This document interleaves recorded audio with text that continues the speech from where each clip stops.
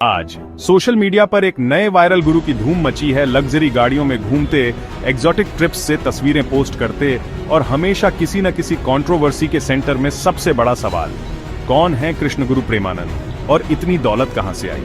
असम के बारपेटा जिले के नसात्रा गांव से एक सिंपल संत वो इंटरनेट सुपरस्टार कैसे बन गए।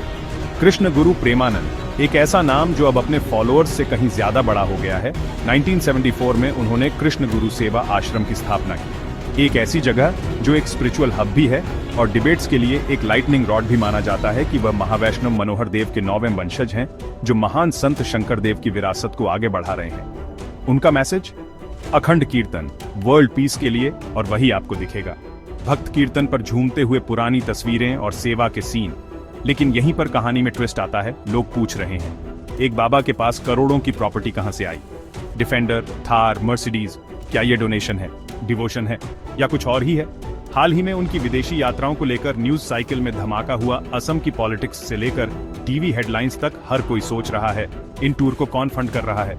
और अब लेटेस्ट बजगुरु की अपनी बेटी का एक फंक्शन में शॉर्ट्स में वीडियो, जबकि उन्होंने अपने आश्रम और कॉलेज में लड़कियों के लिए शॉर्ट्स बैन किए हुए हैं। क्या यह दोहरा मापदंड नहीं है? असम मीडिया में हलचल मची हुई है।